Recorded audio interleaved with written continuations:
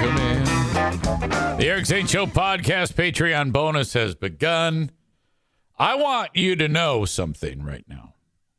I have not touched my hair since 7 o'clock this morning, and it's still exquisite. How strange is it that we live in a world right now where my hair it's never looked better, ever. And Free Beers looks like a goddamn rat lives in it. We are so blessed right now to be living in this era of hair. I am really attracted to myself right now. I want you to know that. I can't even get behind those jokes. It's such a ridiculous thing to say. The world famous Don O is here, who is absolutely a saint. I love Don O. Don O is the guy who took me to the Lions game when I was taking him to the Lions game. Not the most recent November, the one before that. I was driving limo, took him and his pipe-fitting buddies off to Ford Field. Eric, we got an extra ticket. You're in. Oh, my God, I've never been there. It's awesome. Holy shit. Tyler says you should send Free Beer a gift card to King's Room Barbershop. Oh, my God. I love it, though. I love that his hair is that long and looks that fucked up. Because it's such a silly thing. Why is he doing that? What's going on in his noggin there? Where he's like, yeah, okay. I want it to look like shit. I even posted it on my Facebook page. Because I usually do a little thing about, trying to, a little tease for the show. Eric Zane Show podcast, audio Friday, February 9th. Easy and Big Drew's Job Shadow Saga. Hear the show. Also, radio superstar's hair hits unprecedented level of disgusting. Look at him. He looks like he's fucking homeless.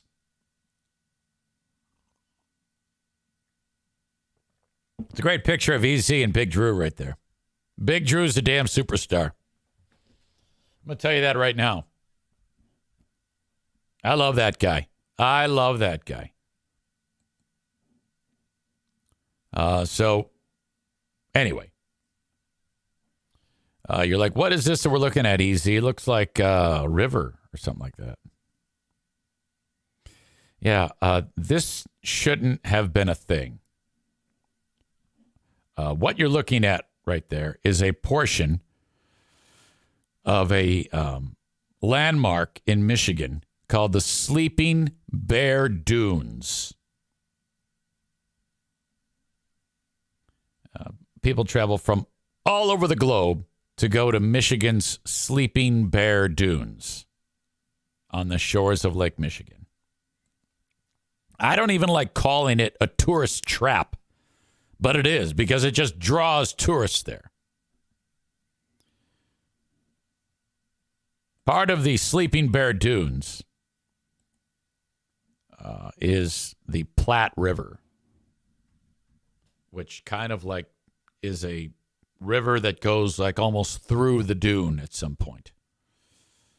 And part of a phenomenal ecosystem created. The dunes were created because the way the wind blows across the lake over hundreds of thousands and millions of years, when the wind blows, there's one by one grains of sand being lifted and dropped there. That's it. Wind and time made those. So up and down Lake Michigan, there's a dune. But the Sleeping Bear Dunes are special for a litany of reasons. Different than other dunes. Well, there's this river called the Platte River.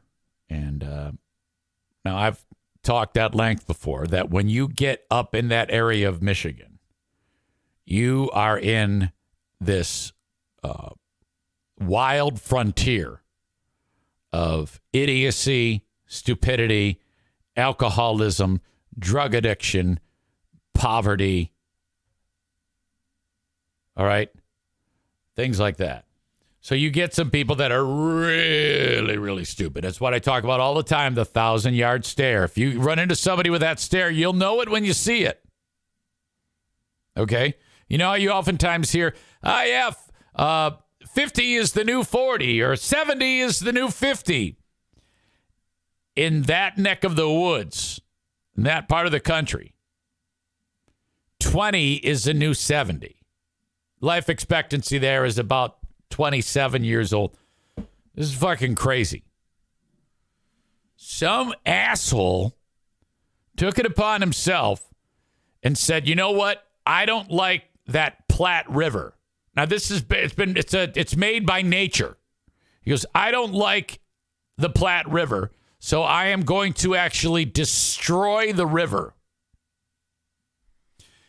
He took it upon himself, and I don't know if it was hand tools, if it was just like a shovel and a hoe, or what the fuck this guy did. But you can see in this image right here that this is what it originally looked like. I know if you're listening to the audio podcast, you're not getting it. I know that. You can click on the link in the show notes. You can see what we're talking about here, but it would be nice if you could watch it. Everybody who has a audio podcast, you should sign up for the video podcast. I just had a couple of folks up north. Justin just signed up for his yearly and upgraded from audio to video. Video is where it's at. I share so much shit on there that you kind of have to see. So, you know, I'm not the guy to constantly say, hey, give me more money, give me more money. But we do a lot of shit that in the moment is visual. Plus, you got all the people that are making the comments, me screaming at people when they piss me off. You know, it's worth it. Even if you're just watching the replay of the video, it's worth it to go from just the audio podcast to the video podcast. Hang on, I got to drink this. And of course, there's my hair. What are you doing? So watch this. This is what it looked like before. And now look, this guy did this. He dug out this wall here, this dune, to destroy the actual river. Now, I've oftentimes discussed with you about the importance and the power of Michigan's Department of Natural Resources. These are fucking badasses. They will just shoot you. This guy got in so much trouble. Holy shit. He's been convicted of 2 misdemeanor charges because he illegally dredged the Platte River on the Sleeping Bear Dunes National Lakeshore. A misdemeanor. Holy shit. This is federal land. This should be an absolute felony because what he basically did was destroyed an ecosystem. It's pretty fragile up there. You know, it's fucking sand, water, wind. That's it. Hang on. I got to drink this. One more.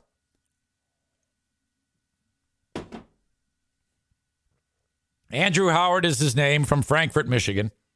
Charged and convicted, 1 count of tampering with a natural resource within the national park and 1 count of vandalism. According to the U.S. Attorney for the Western District of Michigan, Mark Totten.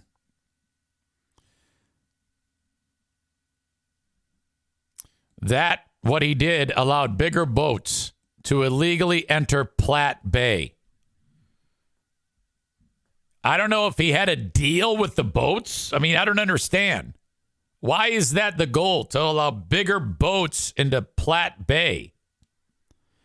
Within days, the natural power of the water and the dam that the guy made caused the new channel to wash away a path of land that was nearly 200 feet wide. The attorney said the Sleeping Bear Dunes National Lakeshore is a Michigan jewel. Hell, it's a worldwide jewel. Mr. Howard had a policy dispute with the National Park Service and took matters into his own hands, breaking the law rather than using lawful means to advocate for his position. His actions resulted in a significant financial and ecological harm and altered the landscape that so many enjoyed. What a fucking dick. He could face up to 6 months in jail, a $5,000 fine, and 5 years of probation. I don't understand all of it. They didn't do a great job of explaining the whole idea of the motivation for it. Was it so that big boats could get into Platte Bay? I don't understand these people. It's ridiculous. Kenny says, how long would something like that even take? Wow, the matchstick guy from yesterday obviously had more of a life than this guy. Nick said he probably just had to make a little trench and the river did the rest. Good point. Tyler says, I'm hoping the DNR response team tortured him and he's currently missing. Maureen refers to him as the stupid Hilljack. Hilljack. What the? I was reading Megan writing, like Drake's Wiener. Damn it. And Hilljack came out as Hilldrack.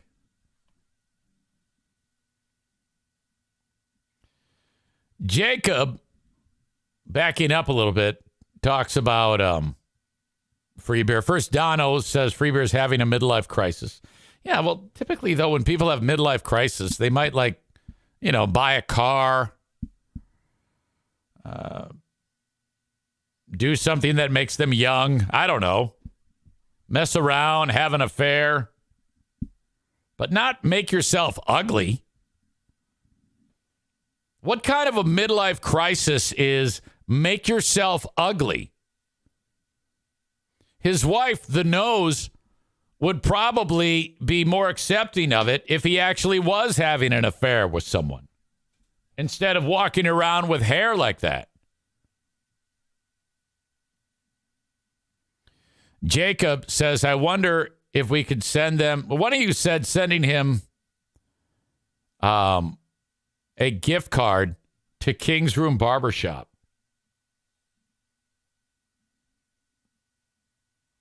Jacob writes, I wonder if they would open the gift segment if we sent him the gift card. Yeah, that's something that they like to do. Like if you send them a package, it remains sealed until they hit the air. So that could very feasibly work, and it would be incredibly awkward because I can guarantee you everybody on that show thinks his hair looks stupid, but no one is actually going to say something. I always took it as a great point of pride to give it right back whenever something like that would happen. Think back to the sweater. When I wore that brown sweater and they beat the shit out of me over that sweater and it was fantastic. Okay. I would have been salivating, waiting to talk about the hair as soon as he started to grow it out.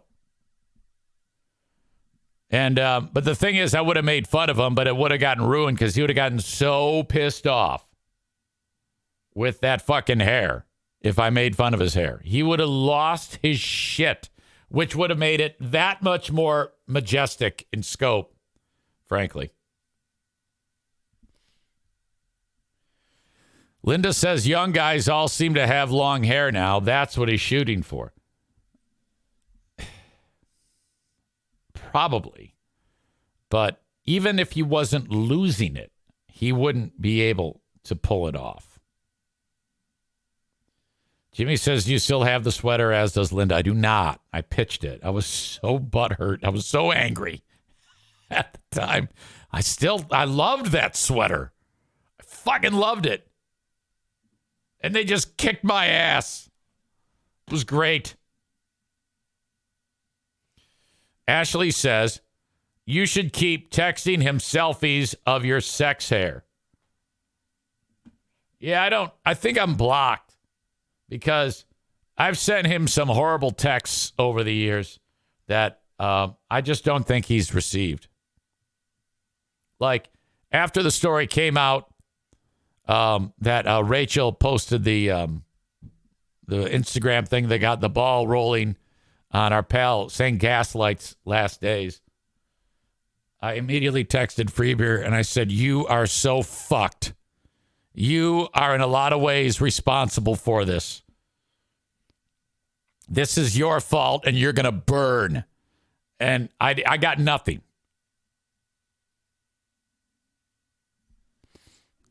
Linda says, damn it, you could have worn the brown sweater to trivia. Is that happening? Okay, now the team that I am working with, I told you to save the date, and I'm still sticking by it. Nothing really, other than just getting closer to the date, the 29th, Thursday, the 29th of February. Getting physically closer to the date. There's nothing that tells me it won't happen other than we don't have our ducks in a row. I don't think trivia is going to happen. But if it does, you got to be there. You have to. So I want you to tell your friends, hey, we might need to get together on Thursday, February 29. Okay? And you have to have your own teams. Like you can't, like Ashley can't get together with Linda. I mean, I know that they would. I mean, that would be a team right there. Ashley, Linda, and Maureen would be dying to get together because they're so close. Each of you would have to get your own team. Like Linda's team, Maureen's team, Ashley's team. She could... whatever, get her exes. They could be part of her team. Megan's team. Nick, the electrician's team. Tyler's team. That's how we'd work it. Tyler says all of us watching now can be on a team. No, don't you listen to me, you stupid shy bastard? I just said you can't do that. There'll be no one there. It'll be one team. I would count on my Patreon audience to get their own teams. And you know how many people we need to have there? 300. That's right, 300 of you. So they said to me, this team that I'm working with on trivia night, okay, we have 20 days. We have 1,000,001 things to do. And oh, by the way, we need 300 people there. And I'm like, there is no fucking way in hell you are going to get that all done. None. So I'm waiting to see how things pan out.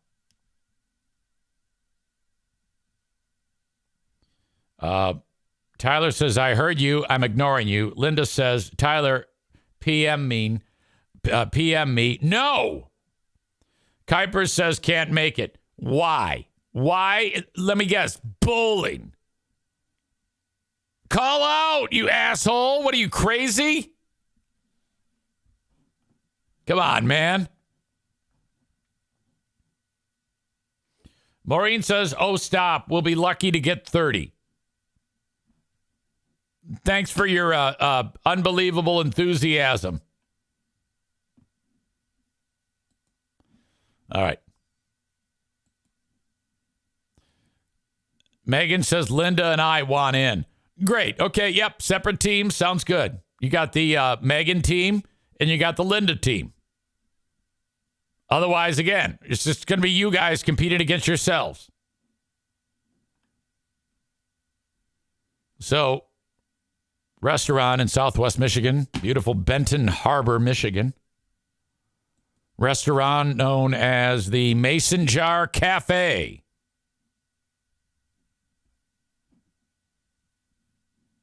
Customer walks in there, orders food.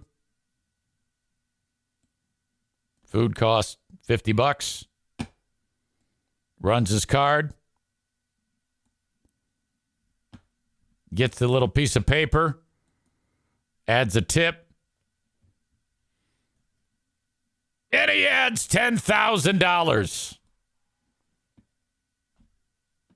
Unbelievable. This is the story behind that one. Restaurant got the surprise of a lifetime when a customer left behind something completely unexpected. News 8's David Horak explains. Of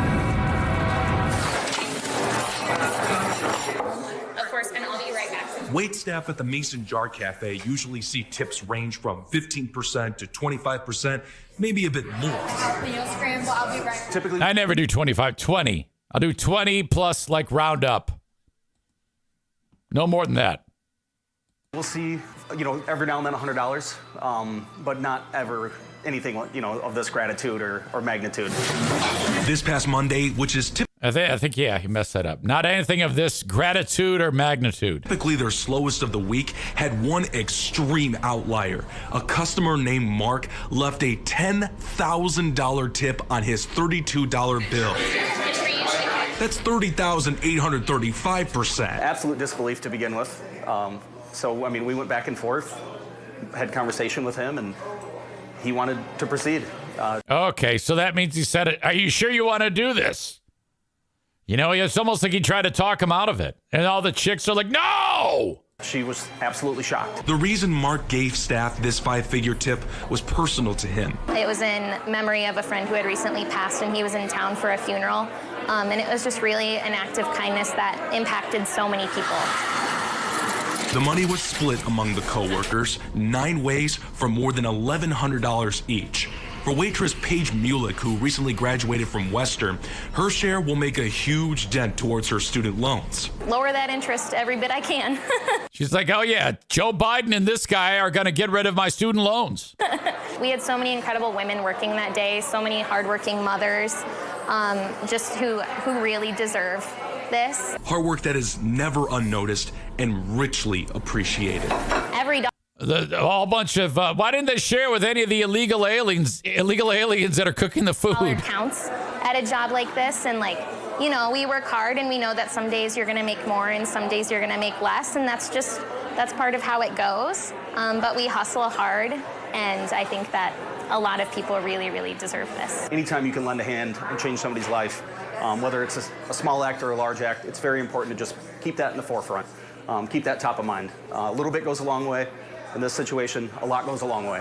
Tim and I had a good laugh when I asked him, how long does it take for them to total $10,000 in tips alone?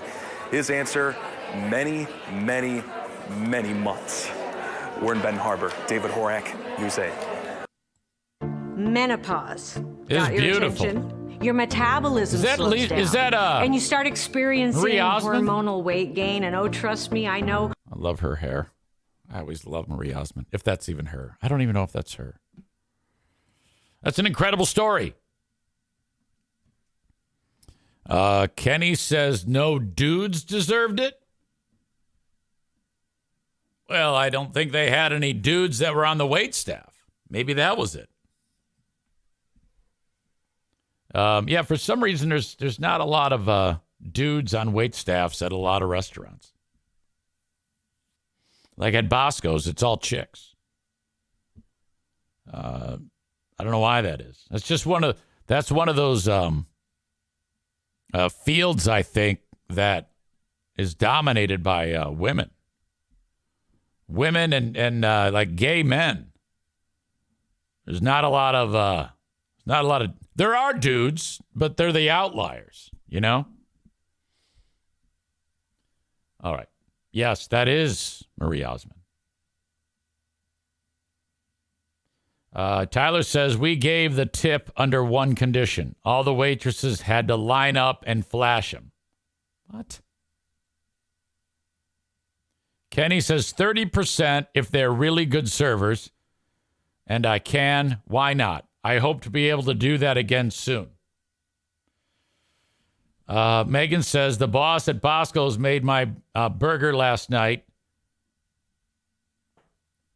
Yours, BJ burger was better. I think I know what you're saying. I think part of that might be covered up. No, yours, BJ burger was better. I made you a BJ burger once.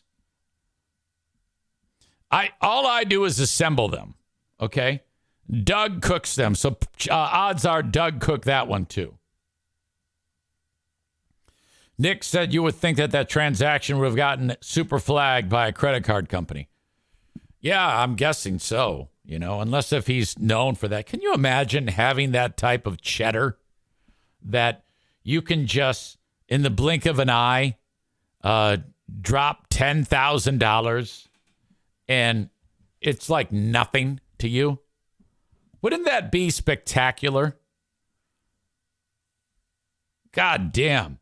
That is fucking fun, If you have so much money that every day you could do that. You could just give it away. God, would that be joyful? That would be absolutely fantastic. You could just do a video blog, and probably make all of your money back if you drove from town to town across America, chronicling all of this and just giving your money away. People love that shit. They would love it. It's because of the reactions of people when they realize that they've got the money. Like, what the fuck? You just gave me $10,000? Jesus. Jimmy is, I think, turned on by the name of the burger being the BJ burger. Yeah, that stands for bacon jam, Jimmy. We take this bacon jam and it's homemade. It's if I can't tell you the ingredients, but it includes bacon and jam. And boy, is it good. There might be more to it than that. Easy, not at Bosco's this weekend. Perhaps on Monday. I will let you know. All right. We have another female teacher that is having sex with kids. And this is a huge story. And I think this chick is reasonably attractive. So that's always one of the moving parts, one of the variables in these stories. We've talked about this many times before. It's just remarkable that it even does happen in the first place, because it seems like a lot of times you have teachers that are in their mid to late 20s, sometimes 30s, and the kids are like 13 and 12 and 14, the boys. It's like, what the fuck? Holy shit. This teacher is fucked up. She's going to be in prison for a long, long time. She's no longer a prison. She's admitted to it. This is her with her husband from their wedding day. Tyler says, all right, let me put on my judge wig before I see her. Now, here she is, young bride. That's her husband. I mean, this poor dude. Talk about tumultuous. You marry the love of your life, and then you turn around for 1 minute, and there's a little boy inside of her. I mean, how do you deal with that? Waiting for Tyler's verdict here as to what the penalty should be on this case. The way we do it when it comes to female teachers and young boys, Judge Tyler determines the guilt based on the appearance of the accused. In this case, this woman. I think, like, if it were me, from my perspective, I'm guessing that Tyler, yes, how old is the child? The child is 14. 14-year-old boy. And she snuck into the house and porked the kid in his own bed. Here she is in the classroom on Wacky Spirit Dress-Up Day, and I don't know who she's with. That might be the kid here. Maybe he's one of those overgrown 12-year-old, or 14-year-olds. I don't know. I don't know what this is all about. This is, she graduated. Here's another picture of her that might help the judge in his verdict. Wedding picture, she's at her best. This is a mugshot, not so great. All right. That's the evidence that will affect Judge Tyler's decision.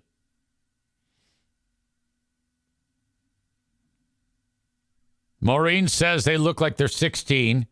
Kenny says, sounds like my first marriage. Are you suggesting that your wife porked a child? Your wife at the time had sex with a little boy. Is that what you're telling us? The judge has spoken and says that he is sentencing her to 3 months to be served on weekends for the rape of a child. Nick says, lock up the kid for getting caught and losing that. Okay, so she's pretty attractive, I guess. Let's discuss more of these horrific details.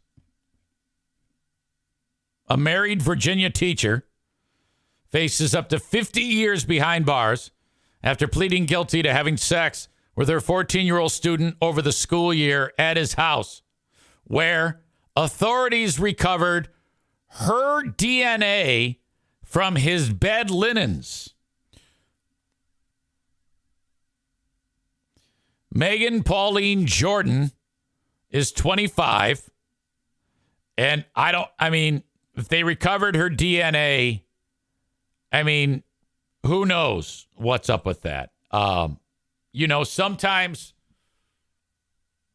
the way a woman's body reacts to sex acts, there tends to be sometimes some, how should I say this? Moisture leaving the body. Some of you may be blessed with that gift. And it's not our business to sit there and try to find out who, unless if, of course, someone volunteered that information. Totally up to you, But some women are blessed with this gift. Perhaps that led to, a kind of like a debris field that was evident in the linens. And then mom's doing the laundry and she's like, what the? Oh my God, what is this shit? And that could lead her in on the case. Next thing you know, they're getting to the bottom of it. Tyler says she's cute but not hot. She can't get away with this without punishment. Kenny writes, I got married at 20. She was 18. She cheated on me the first month with the 17-year-old.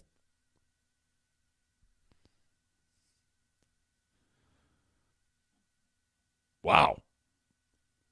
So did you, was it like right then and there? You're like, all right, fuck you, I'm out.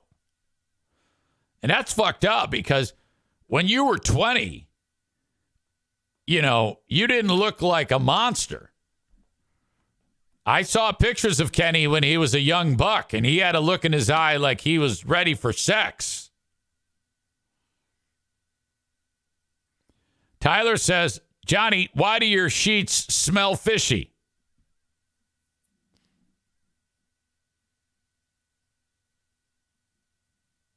All right, so they found her gush on the linens. She taught at Hungary Creek Middle School.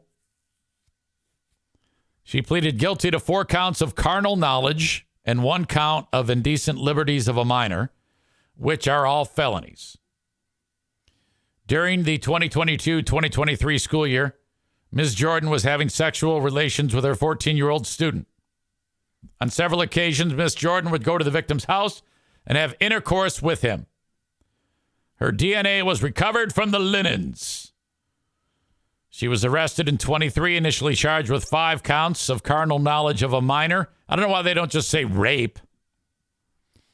The school district said it was extremely upsetting. God, I just cannot picture. It just sounds like something that I would, I don't I find it hard to understand how, in a world where women can lose control of themselves that way. Like, I expect it out of dudes to give in to those urges. But for some reason, I just can't picture a woman losing her shit like that. They just seem so much more together. You know, they're just the ones that go, really? You know, that type of deal. And then the guy's like, sorry. Megan says, how did they find out, though? There's a little more to it that might explain it. One person claimed on social media that Jordan was his teacher and said, I knew there was something wrong with her and the student's relationship. The student wouldn't do any of the work and she wouldn't bat an eye.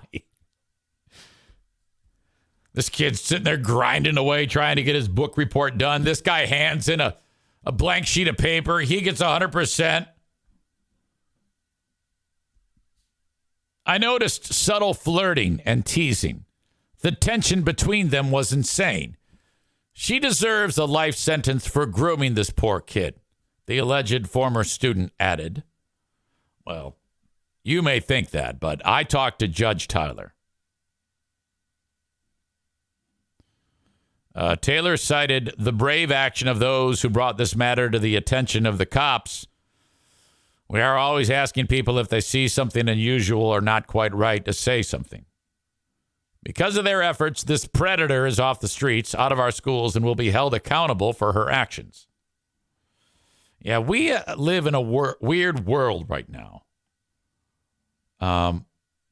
Women, adult teachers that do this to young boys, for some reason, it just doesn't seem as criminal than when a man, a adult teacher, like the one we had around here, the 50-year-old that the mom said, hey, I don't want this to happen to anybody else. This happened 3.5 years, 2 decades ago. And that fucking animal, can you believe that? And here we are talking about this chick, and we're like, yeah, whatever.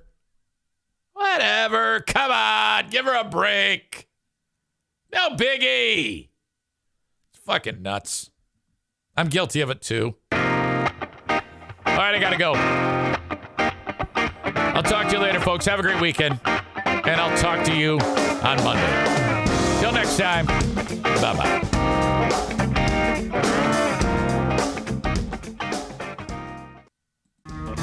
What is up, everybody? Hello to you and welcome. Your old pal EZ, ready to go on the Patreon bonus podcast. The posh confines right here in beautiful Nutsonville, Michigan. So there was a strange, awkward moment on the free podcast that I promised you I would discuss now. However, let's just do this. In a fictitious community known as Nutsonville, the local school in this fictitious town of Nutsonville, why did I decided before the big game that they wanted to whoops, I don't know what's going on there. They wanted to get everybody's take on the big game in the Nutsonville community. So they posted on Facebook, hey, who you rooting for in Nutsonville? As Nutsonville, Linda says, how appropriate. It is. I think we can call this place Nutsonville. That makes more sense.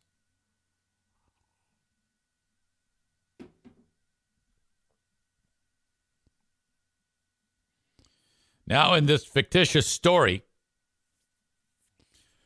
there was a podcaster known as Derek Vane. And one of Derek Vane's audience members was part of the social media admin team in the Nutsonville schools.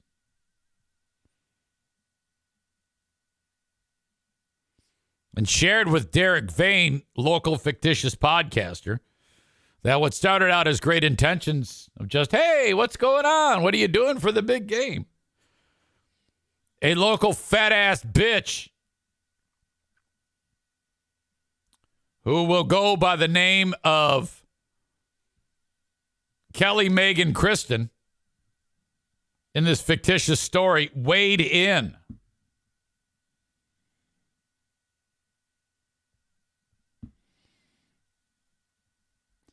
What this fictitious person Kelly Megan Kristen, said was, the 49ers, because Kelsey is a big pharma troll promoting something that has killed many and is dating a singer who is part of the trans kids agenda. Uncomfortable facts, but you did ask. Oh, and because I like the positivity of Purdy, McCaffrey, and Kittle. Okay. I know that Travis Kelce, he does ads for Pfizer. So I guess that would, according to this person, this fictitious story, that he is that means he's with Big Pharma. And he's promoting something to kill you.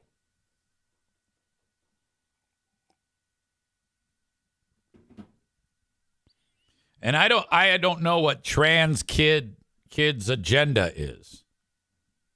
When I hear the word agenda, I'm like, what's on the agenda for the meeting? What's on your agenda at work today? What's on your agenda of your podcast? Isn't that like what's coming up on the agenda? What's on the agenda? So, trans kids agenda. So I'm not really sure. I don't know what that means. I've never heard of that in this fictitious story.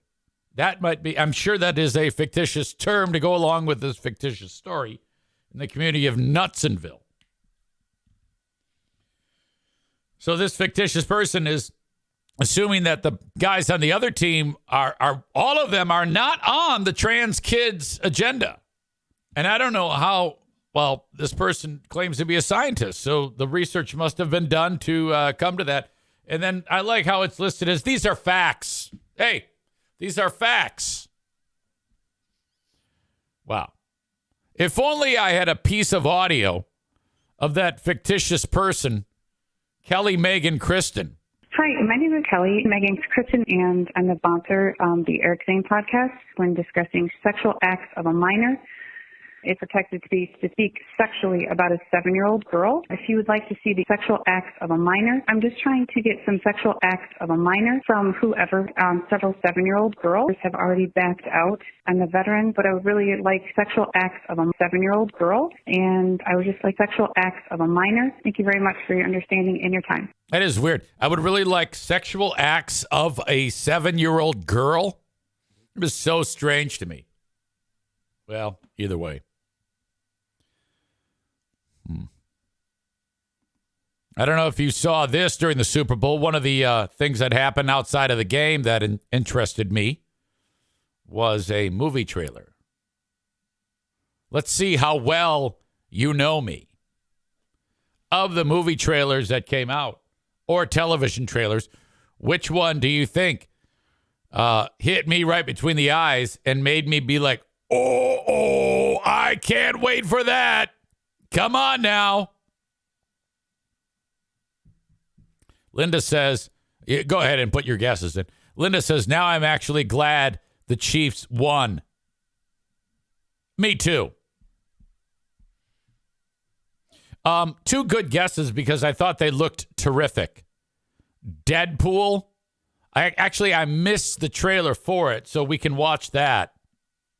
Had I seen that, that might be my favorite.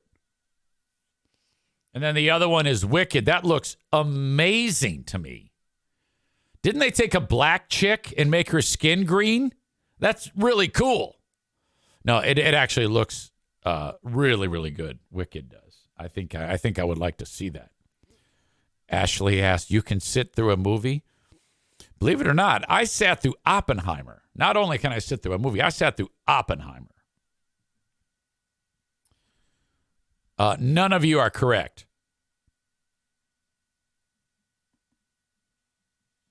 A Quiet Place Day One. Oh, no. Okay, I love apocalyptic films. If there's a movie that has destructive things happening to the planet and the end of days, I'm like, oh, yes. My God, that looks tremendous. Stevie says Wicked looks awesome. We should make a dinner night of it. A night of it, dinner at Bosco's first. Consider it done. Consider it done. Me and my girlfriends, us girls, will get together and go see Wicked.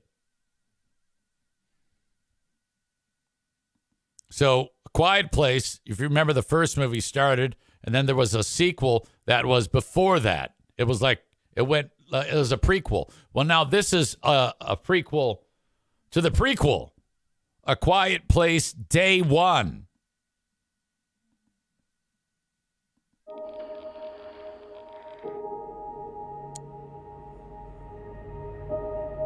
Shows a clip from day 472 with Emily Blunt's character and John, what's his name? John Polish? John Krasinski?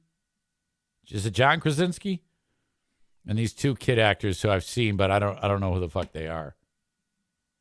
By the way, there's some excellent barefoot shots in this film of Emily Blunt's really dirty, bandage beat up and erection causing feet in these films. I mean, it's not out of the question. If I was in the theater and they, like when her foot is stepping on the ground, this dainty Emily Blunt foot, if I'm there, you hear, oh, it's, oh my God. And the best kind of feet, dirty, just black shit all over them. Oh my God. There's some pretty hot kid feet too. I'm kidding. I'm not into kid feet. Chris says she's too young for you, Easy. Yeah, I know that, but still, a foot's a foot. It's the sexiest part of a human's body, without a doubt.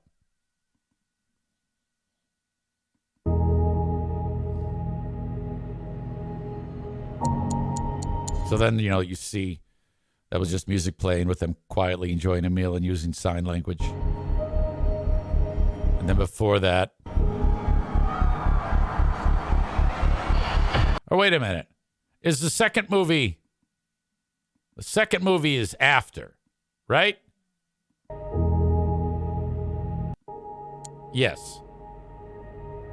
Because the first movie is 471 days in, and the second movie is several days after what happens in day one, or in the first episode. And now this third movie is the day that the bad guys showed up on planet Earth.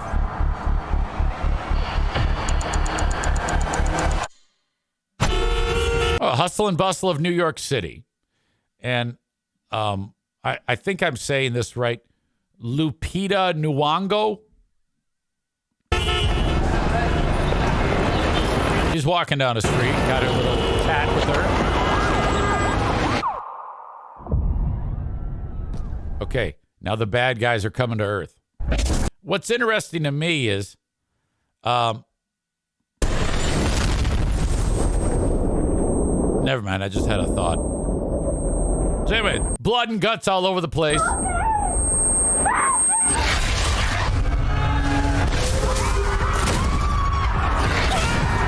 All right, all hell breaking loose. Please!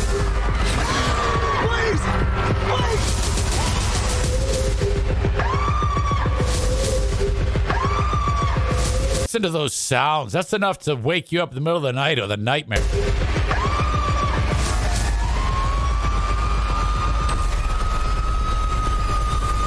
Blow up the Brooklyn Bridge.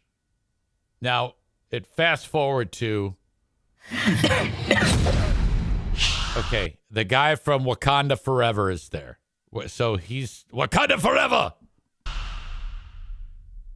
Or was he that's the guy from Gladiator 2. Joseph Quinn?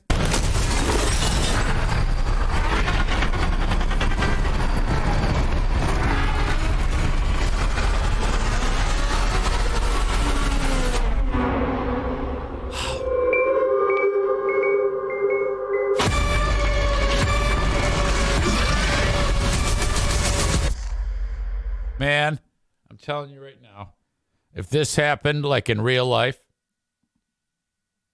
okay. Maureen says they better not hurt the cat. I would be fucking so stoked if the end of days happened from something like this. It would be just ridiculous. I'd be like, yes! Oh my God, this is going to be awesome! This is going to be the most terrifyingly awesome way to croak. I'd be the one to go out there and try to reason with them, you know? Tyler says, A Quiet Place 2, even more quiet.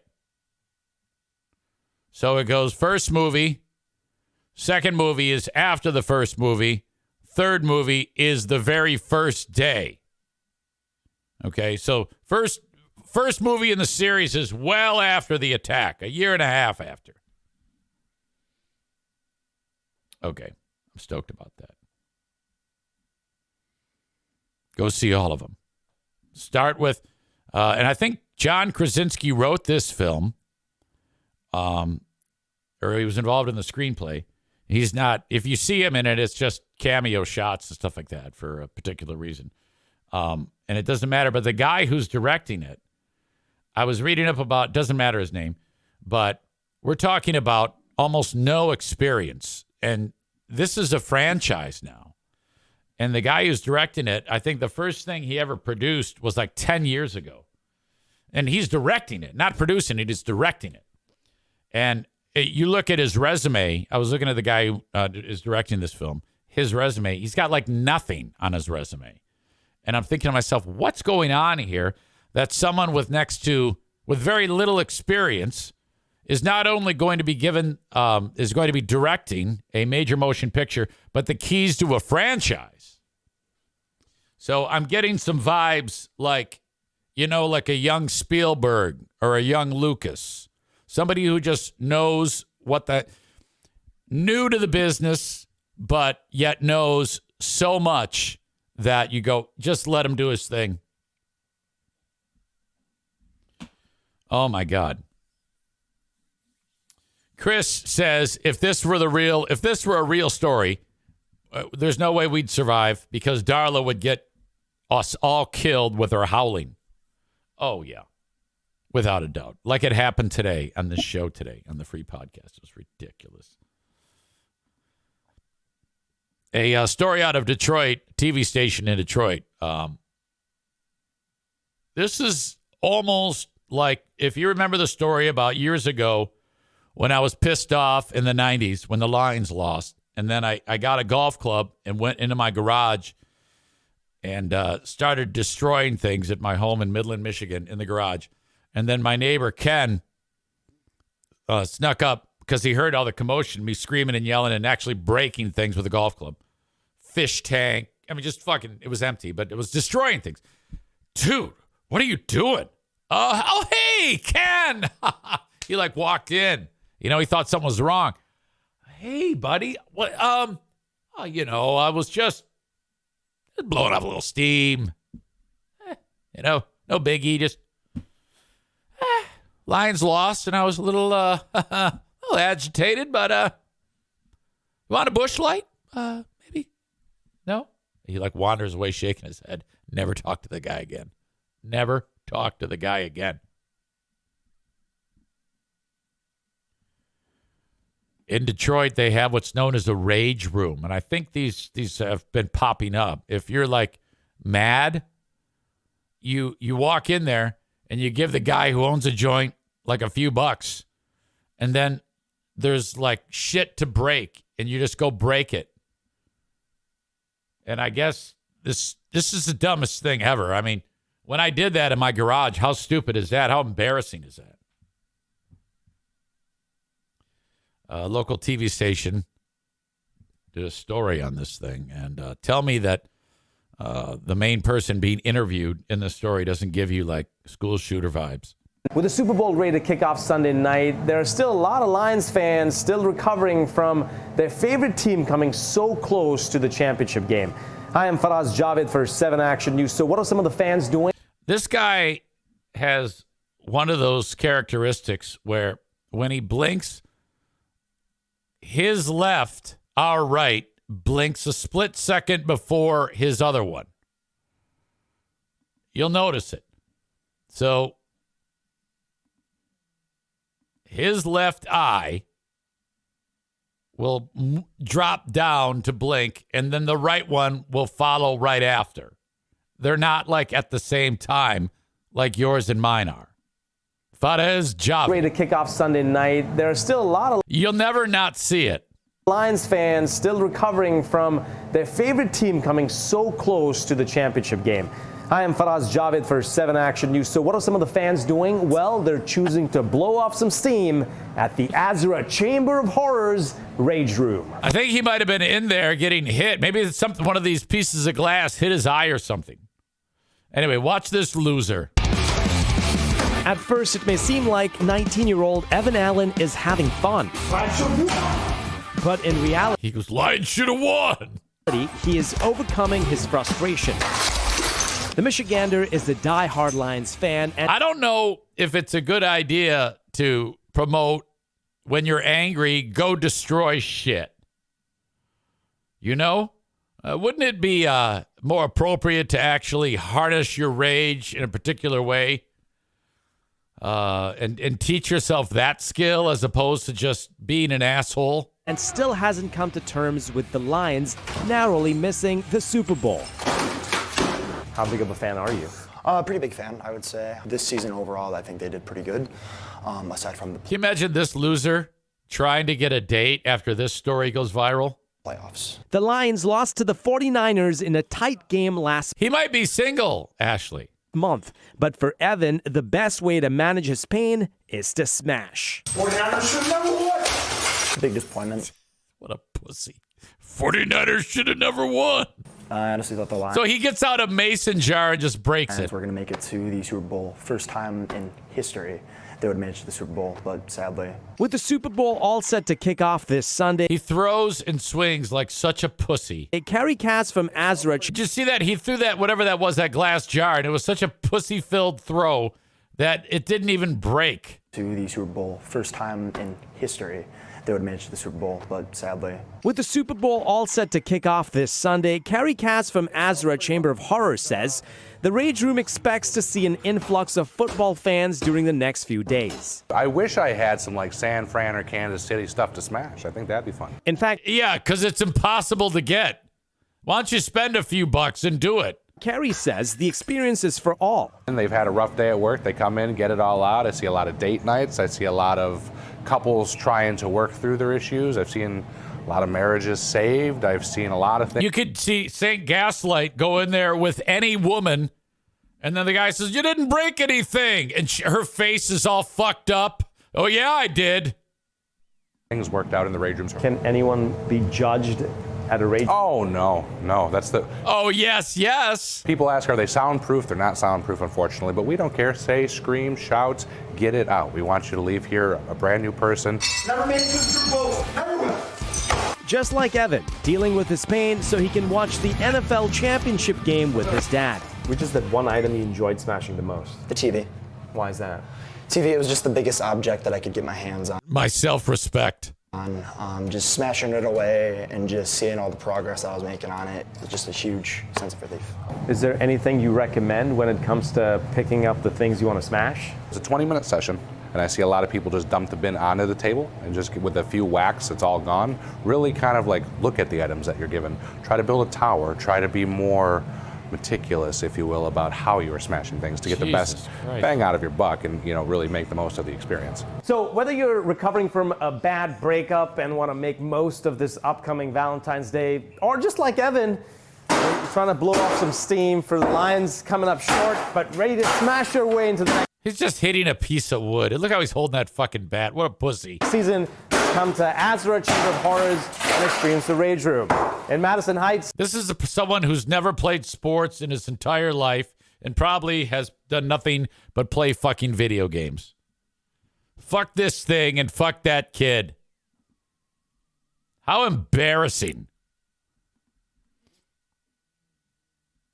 Aaron says, I hate all these people.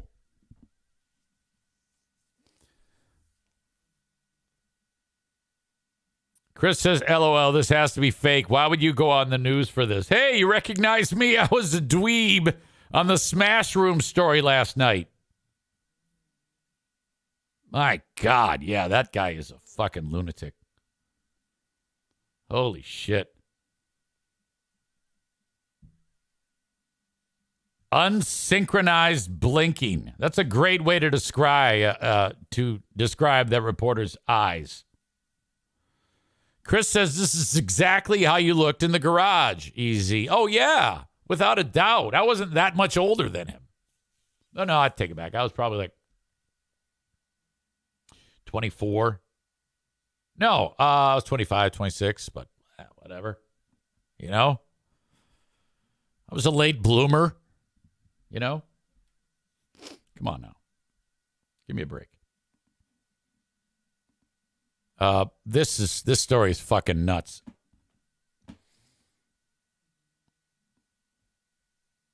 A guy in just died at 52 years old. His name is Ted Conrad.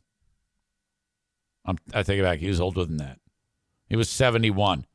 Now, he's got like cancer or something like that. And sometime before he died, maybe like a year beforehand, he's sitting around with his daughter and his wife.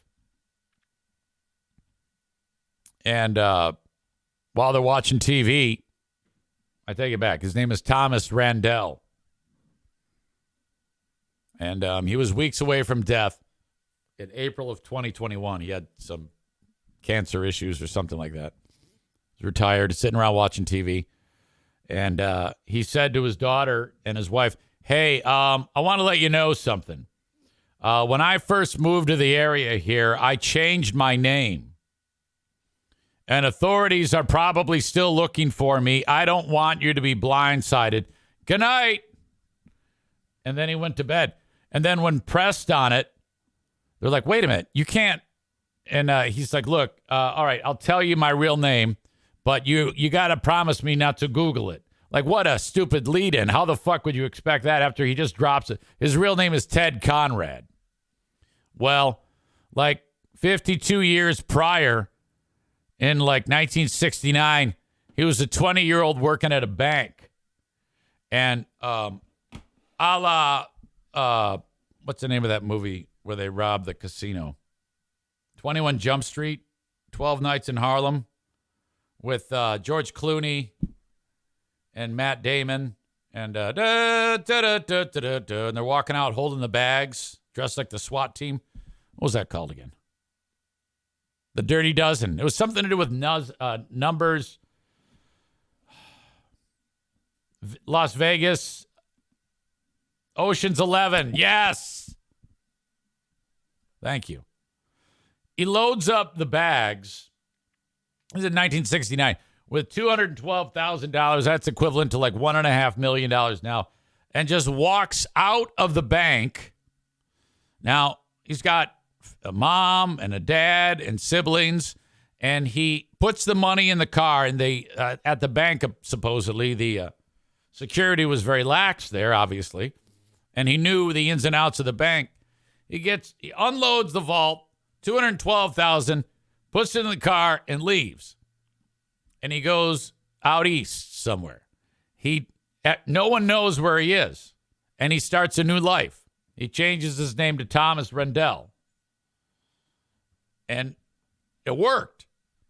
He literally started over for some reason. Even though he had a family that cared about him and loved him, he just disappears. Never to be seen ever again.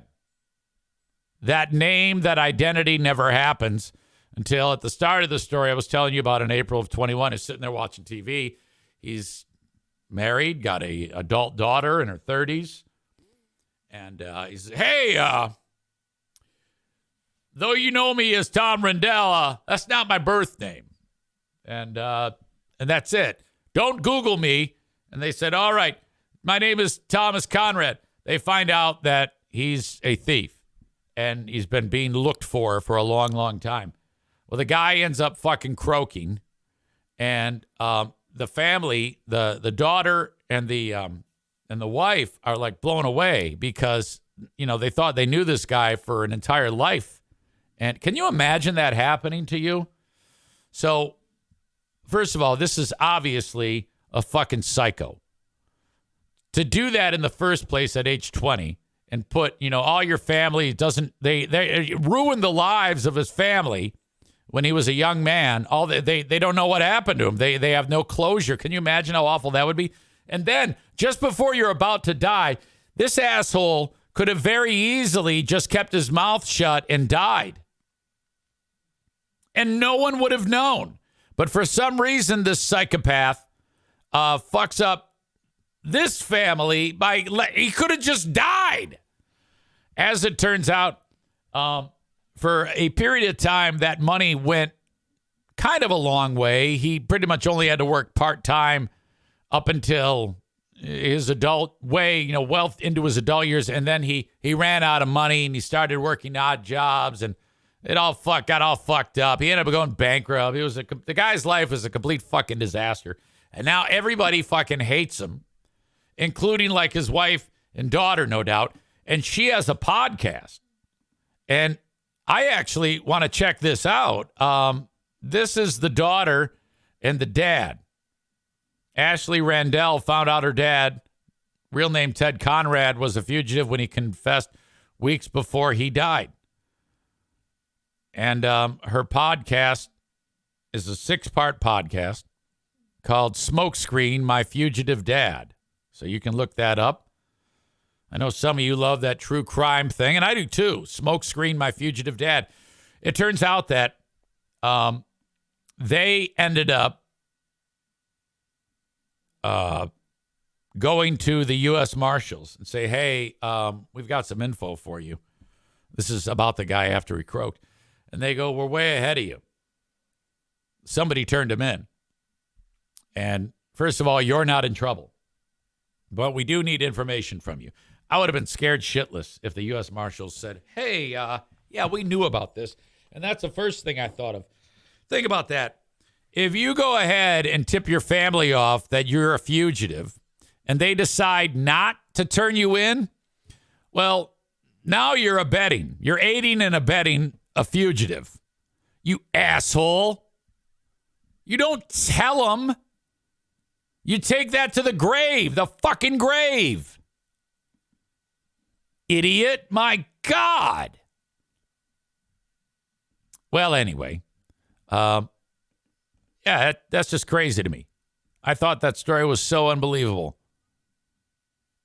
Decades-long secret and was able to evade justice. Finally, today, I have an update. I don't know if you remember this story last summer. This was the worst fucking story I think I've ever talked about. This couple, Eric Hutchinson and Samantha Miller, here they are, leaving their wedding. They've been dancing all night, shaking their asses. She still looks like, you know, how she did at the start of the ceremony. Look how beautiful she is. Dudes shed the tie and the vest and the coat. They got the sparklers as they leave the wedding reception. Only one thing to do. Get in the golf cart. Drive to the destination where they spend their first night together as husband and wife. Problem.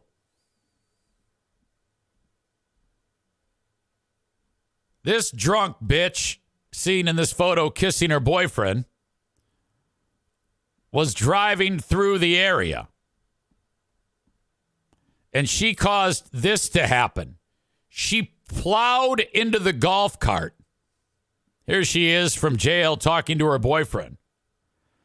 And the bride died right there in her wedding dress. This was, my God, one of the worst things that's ever happened. She was 3 times the legal limit and completely hammered. You know, if that happens, you know, they talk about like, your family never leaves your side. I'm going to leave the side of my loved one if they do that. I'm going to say, you know what? You are such a fucking idiot. Fuck you. I'm sitting on the side of the victim's family. You piece of shit. Well, here's an update. This crazy bitch that caused all of that misery is from prison planning her wedding.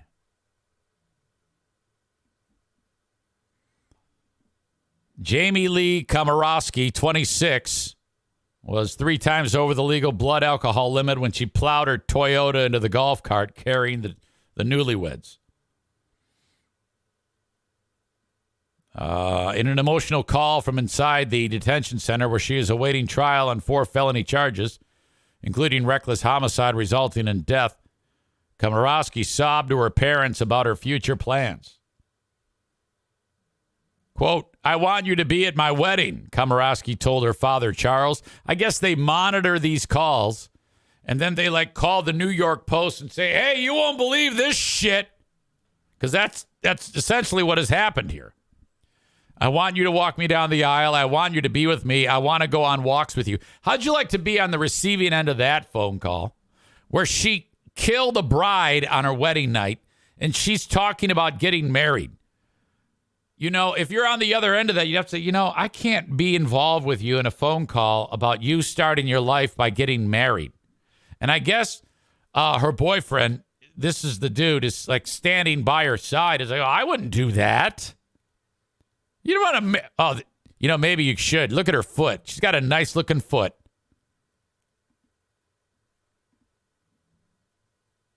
All right, I'm coming around. I'm kidding. Let's see. During a call between her and her boyfriend, Komorowski gushed over how he picked her mom up at the airport while she was in jail and thanked him for his help. It means a lot to me, she told him during one call. I can't wait to get a hug from you. Oh, my gosh, you had just better wear a rain jacket, she said,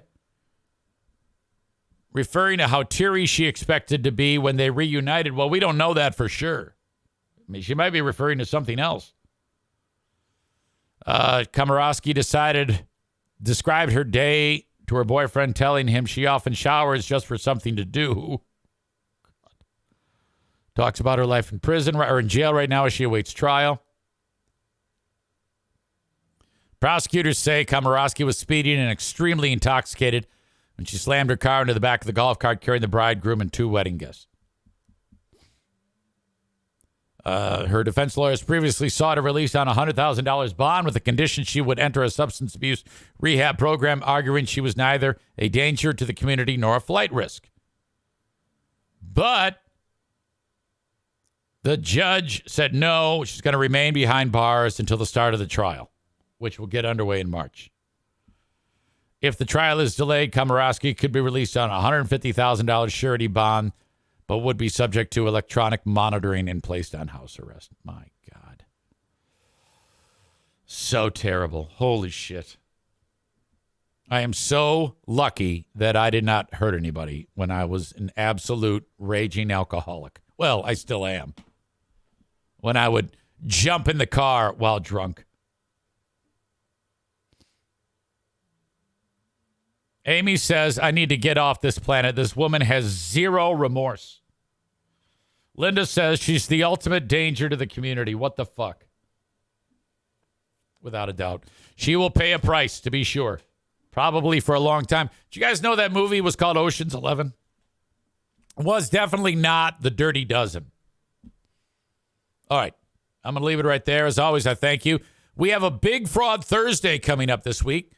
We'll bust out another edition of Who Are These Free Beers? And then the Ben and Eric Patreon podcast. Nick says, I wonder if the golf cart drivers were drunk too. I can guarantee you that will be investigated in court. Maybe she's got a chance if that's the case. Okay. Thank you so much. I will talk to you tomorrow. Have a good one. Bye-bye.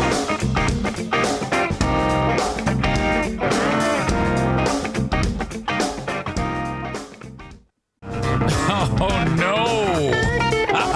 Oh, boy.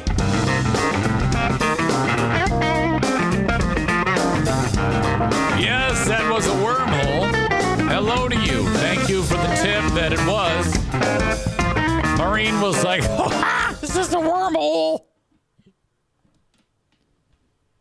Maureen clown voice reminds me. Was at the Grand Rapids Gold basketball game on Sunday. And we have we're doing crowd shots and people are like doing the YMCA and dancing, having a good time. And it's the emoji cam.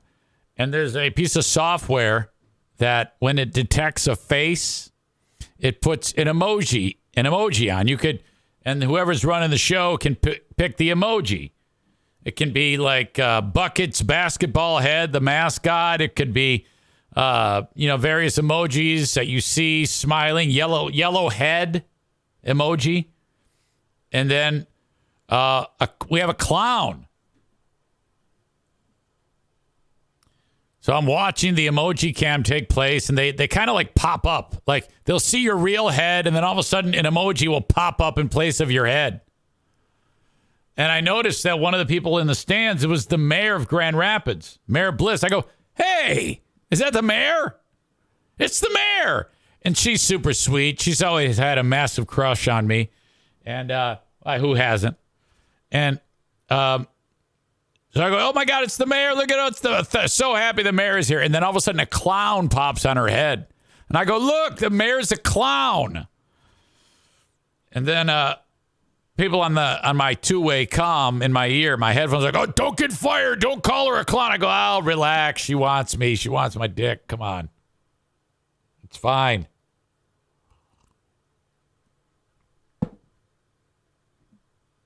I just put in the order for the dumpster to be dropped off. I called up Kyle from a company that used to advertise here on the show. I go, buddy, I need a dumpster. It's a miracle how much shit piles up. This is like the fourth time we've gotten a dumpster and filled it full of shit. I don't know where this fucking stuff comes from. But all I know is my garage is full and everything. The house, it's a fucking shithole right now. I don't think there's anything more satisfying than just throwing stuff away, but I still don't do that great of a job of it. A lot of the stuff that I have, I'm convinced there's value to it. But I should just throw it away. I mean, honestly. There's so much shit here that we should throw out, but we don't. I can never get up the nerve to actually be as aggressive as I should in order to declutter. This is a problem. I'm not kidding you. And the amount of stuff that is accumulated in all these nooks and crannies of this place, and cupboards and closets. It's just too much. In my garage, I have one of the NFK's TV watching chairs. This was the one that he actually wore out. Diana bought that chair on Facebook Marketplace, and there was nothing wrong with it. There wasn't any visible signs of too bad of like usage.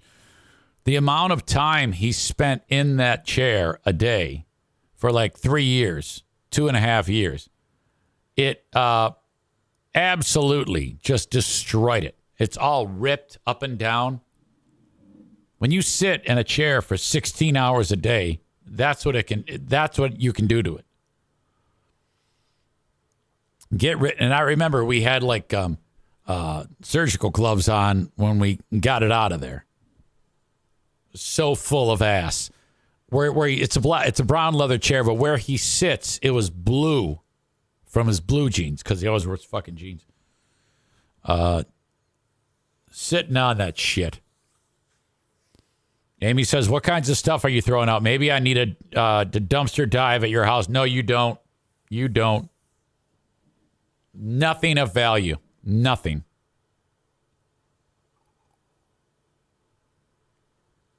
Linda says, "I bet the former Zaniacs would jump at the chance to dumpster dive at your house." That would not surprise me. Those animals. Jesus. You may have seen that I posted a picture at the start of the show. That is John Gibbs. John Gibbs is a guy, I mentioned him in the free podcast with Joe Spalding. He is the county administrator for my county, Ottawa County. He was brought on because he was an ally of Ottawa Impact, those maniacs. Well, I think the well has been poisoned and they're on the outs. First of all, can we please break down his head? Now, I've talked to you in the past. I've referenced his fat fucking neck roll. Look at that head.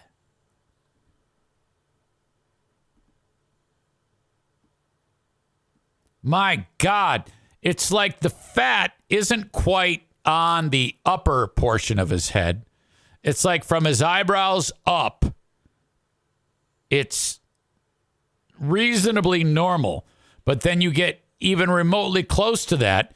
Notice how his glasses are pushing the fat in on the side of this fat fucker's head. And then look at the morbid obesity in just his head.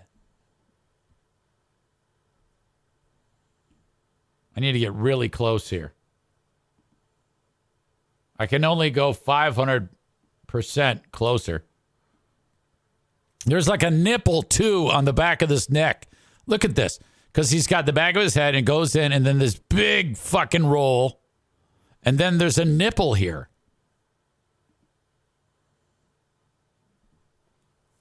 Patrick says he kind of looks like dumb free beer. Kenny says, great. It looks like the black version of my head. And then he says, thanks for that, Eric. I don't agree with that. I can't support that. And then look at that big fucking monstrosity. Look at that roll under there. I don't buy that for a second. The only way I would believe you is if you took an actual profile of yourself and then matched it up. And his collar is too fucking tight. So that's why it kind of, it's really pushes the fat up on this fat bastard.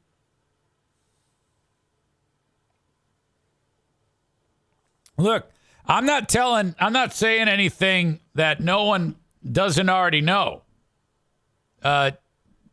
Fat is not cute. All right? I'll say this. It's fascinating because I look at that fucking head and I'm fascinated about the amount of effort it took to make a fucking head look that grotesque. It doesn't even look human. He looks like some kind of alien.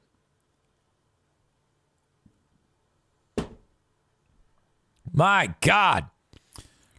This dude's head, especially down here, looks like the asshole of Precious. If your lower chin appears like the ass cheeks of Precious with this spot between his actual chin and the fat roll where Precious's asshole would be, like this is one of those things that if you zoomed in on it and of just his head, you'd say, what are we looking at here? And people would say, oh, that's the ass of Precious. I could post that. I could do a zoom in deal. Okay. Let's say I did this. And I just asked the question, what is this?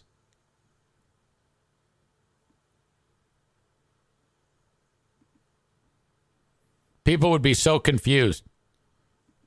I can actually do this experiment in real time.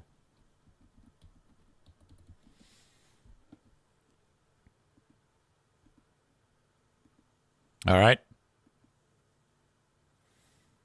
Maybe I won't. If that button lets loose, somebody is going to die. Yeah, it's going to be like a Chris Kyle snipe job. Chris says jowls. Chris says, how do you button that top button? I don't know. The strain there. Patrick says, yeah, that tie or shirt is choking him out. Kenneth says, Kenneth's being totally and brutally honest here. All right, well, that's unfortunate then.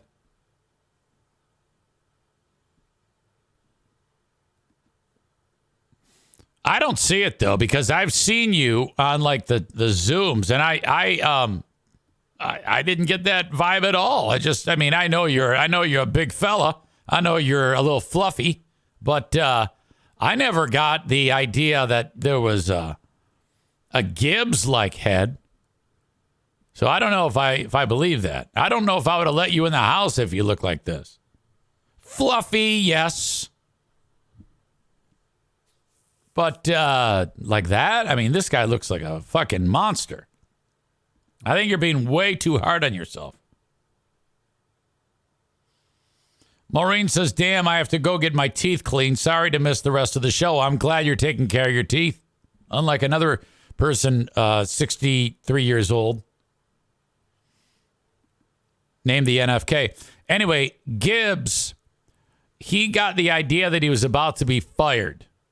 And part of that had to do with a lawsuit because he wanted to hire an assistant, and there was someone that was more than qualified for the job that happened to be older. He hired someone way younger, so he was sued for age discrimination. Now, every time these Ottawa Impact scumbags turn around, they've got to pay for yet another lawsuit or legal fees, and they're just blowing hundreds of thousands of dollars regularly, and that's pissing off the constituents that voted for them in the first place. Well, this is the latest thing. A guy that was on their side is now suddenly firing off letters saying, look, if you sue me or if you fire me, I'm going to sue you. That's the point of this story that I'm talking about right now. A guy that, I mean, they were like tag team partners. He was hired by Ottawa Impact, the board.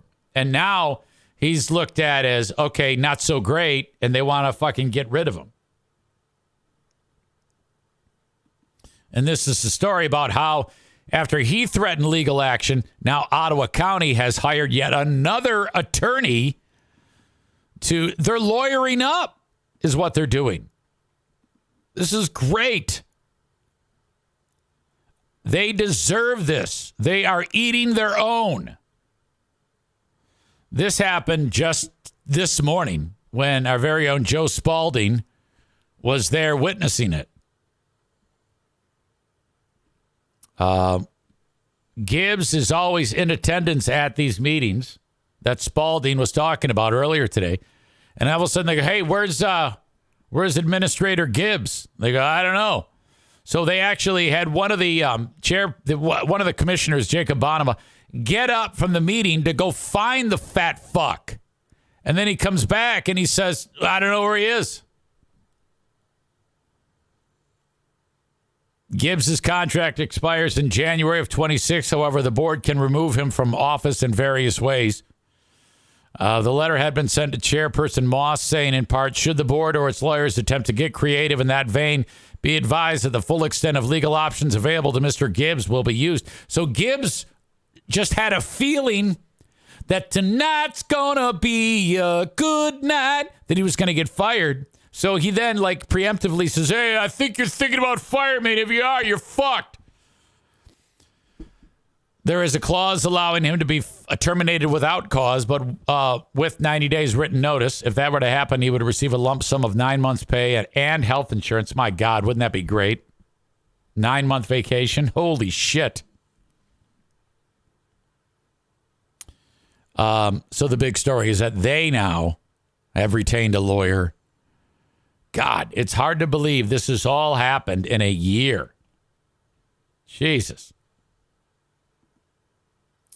Earlier on the free podcast, we were discussing Kanye West and his lip and what is dangling from his lip. Turns out I wasn't the only one because, today it made the New York Post website. Fans question protruding growth on Kanye West's lip. I guess the teeth that we saw, that is an $850,000 dental implant. Okay. Does that mean that they yank out all your teeth and put titanium teeth in, like it says here? Oh. What type of world do you have to live in where you're like, yeah, my teeth are perfectly fine, but I'm going to pull them all out and put in titanium teeth? Think about it. The $850,000 you could have done, what you could have done with that money. And so they're suggesting at first that Kanye's lip issue had something to do with the dental implant, but then someone said, no, I've got a picture of him before the dental implant, and that lip clit was there as well. Person wrote, bro, why Kanye lip protruding like that? Another person said, what is that bubble on Kanye's lip? Another person, what's that little thing dangling from Kanye's lips for real? Finally, this one, he needs to fix that little testicle hanging from his lip before he speaks. Yay, you got something hanging on your lip, commented a fourth fan. Finally, the hell is going on with Kanye's lip? God damn. So here he is in a video telling people to not make comments about his wife and to leave his wife alone. And, well, good news. They're not going to make any comments about your fucking weirdo wife. They're going to make comments about your lip clit. That is going to enrage him. I want another video of him talking about, leave me alone about my lip. You know, like a goddamn child. Newsflash, when you tell somebody to leave you alone, that is pretty much going to guarantee that they are not going to leave you alone. Kenny describes him as lip nuts. You know, like truck nuts? Yeah, lip nuts. I don't know. You would think that if you've got $850,000 to spend on your teeth, why wouldn't you also spend whatever it costs to have this taken care of? So basically, rip out all your teeth, put in titanium teeth, but don't do anything about the quado that's growing on your upper lip. What a fucking asshole. Jesus. That's what Patrick is suggesting. He should have spent the $850,000 to fix his lip instead of his teeth. You asshole. My God. All right. I had several people reach out to me, and they said, EZ, why aren't you talking about the woman who baked her baby?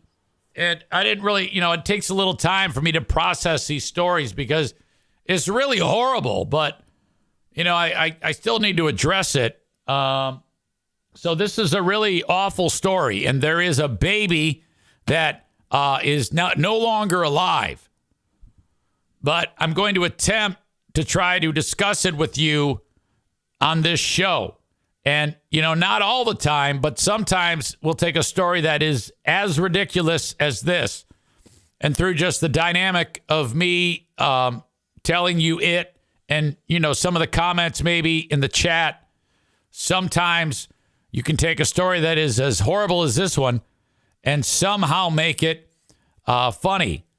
And I don't ever try to do it. It just kind of happens. But the mom said, all right, it's time to go to bed. I'm going to put you down in the crib. This is what she told cops, because the cops said, ma'am, your baby has been baked for like an hour in the oven. What happened?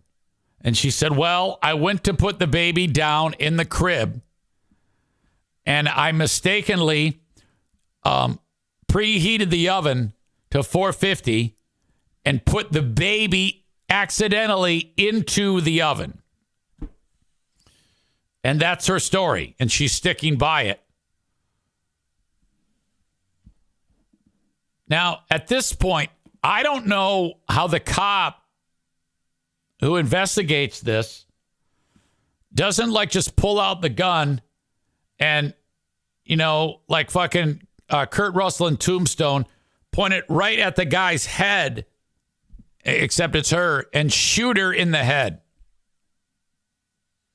So much so that it's like the head becomes like a canoe. That was the line in the movie, in fact. You ever think about people who investigate these things? The things that they see?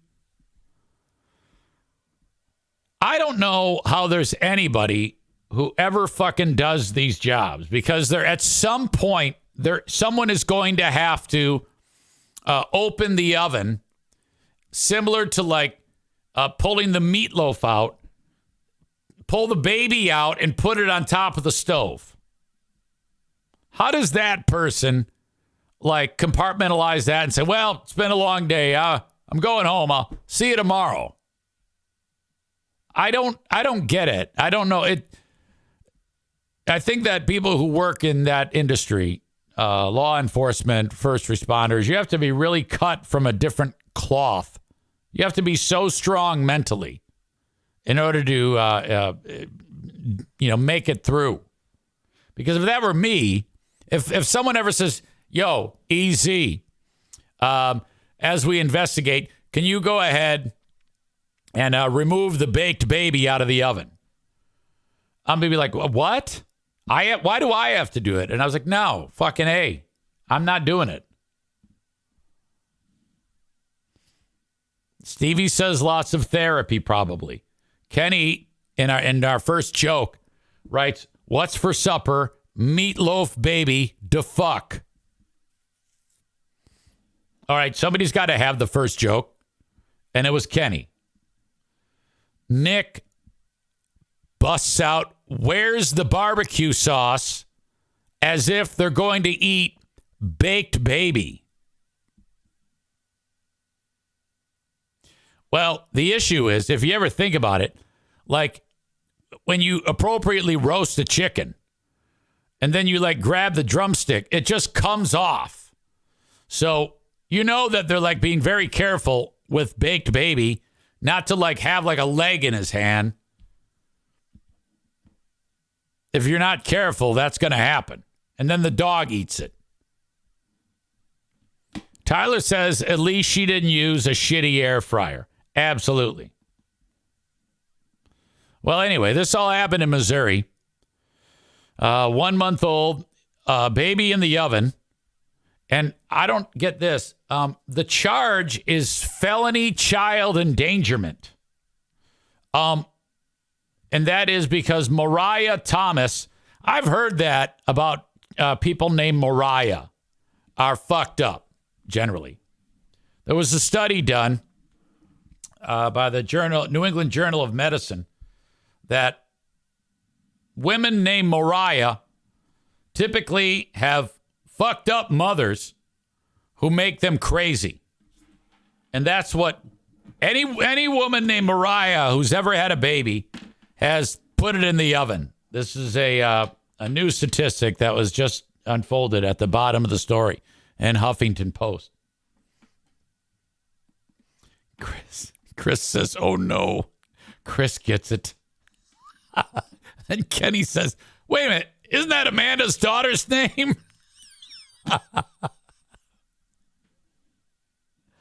Oh. All right. Yes, that's true. Anyway, Mariah Thomas, 26, said she accidentally placed her infant daughter in the oven instead of her crib. And with a charge of felony child endangerment, does that mean the police are buying it? I mean, the only charge is murder 1. Felony child endangerment, that's when you you don't buckle the kid up in the back of the car, or, you fall asleep because you're on crack and the kid's playing in the road. Not so much put your 1-month-old into the oven at 450 and saute regularly with its own juice. Cops responded to the home in Kansas City where she lives with her parents. That's another thing Mariah's do. After receiving a 911 call, according to a probable cause affidavit, the baby didn't make it. I thought I put the baby in her crib and I accidentally put her in the oven. Thomas's father said she told him. Now, all right, I don't know. This might be one of those things where sometimes, have you ever heard, I forget what it's called, but a woman will have a baby and then she'll lose her shit. What's it called? Isn't it postpartum depression? But it's more than that. They just go fucking nuts. All right? That does happen. Maybe this is one of those deals. That's why the husband needs to stay home as long as possible to make sure that she isn't cuckoo for Cocoa Puffs. Because if you're home and then she turns around to make some baked baby, you kick the shit out of her right there to make sure that that baby doesn't wind up in the oven. Dad said the baby was in good spirits in the morning. Mom and Dad left the house before 8 a.m. and they came back home to the sweet aroma of baked baby. My God.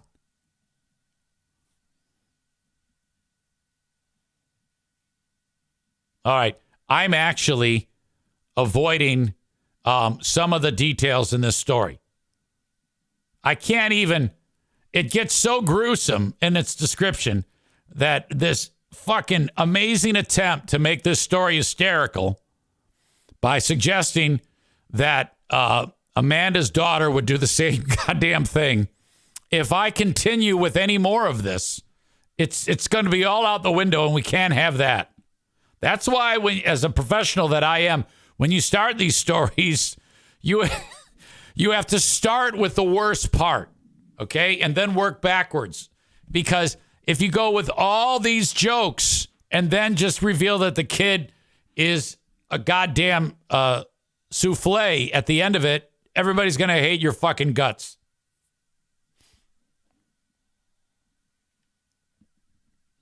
Kenny writes, Lord, quote, sweet aroma of baked baby messed me up. All right. And I have a request, a legit request. Please don't give more details. No, there's no need to. That would be ridiculous. All right.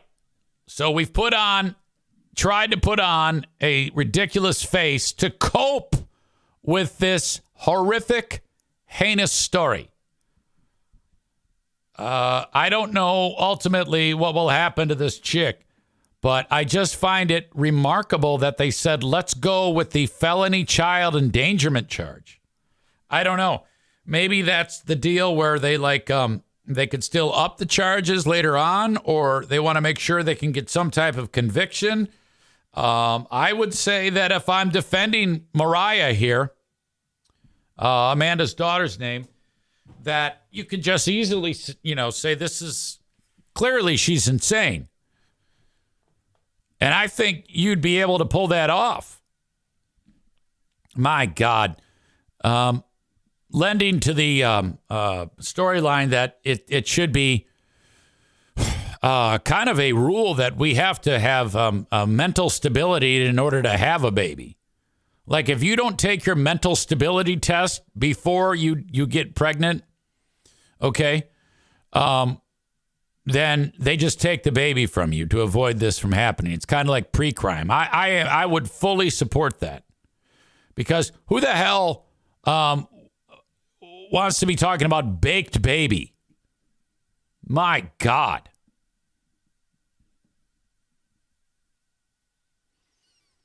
Kenny says the charge implies the baby survived. I don't know.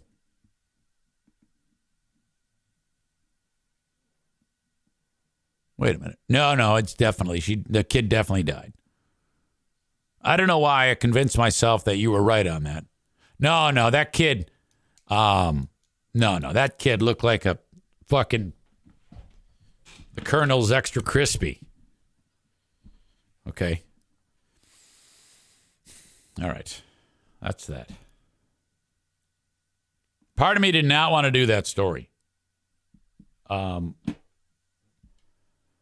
I had a lot of people that sent me that, and they're like, "Easy, you gotta do something here." I mean, occasionally we like to challenge you, and that doesn't necessarily guarantee that it's going to be a winner, but a winner tries. And if you can somehow put some type of comical face, no, it doesn't matter how, on this story about the baked baby, and make us all feel numb to the fact that, that happened, then that means that you're a winner.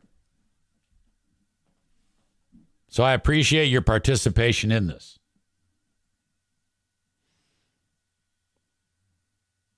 Stevie says, wait, she doesn't live alone? No one caught this? Your guess is as good as mine. Tyler writes, as if the investigator were talking to Mariah here. Ma'am, if this was an accident, as you claim, can you explain the barbecue rub all over the baby's thighs?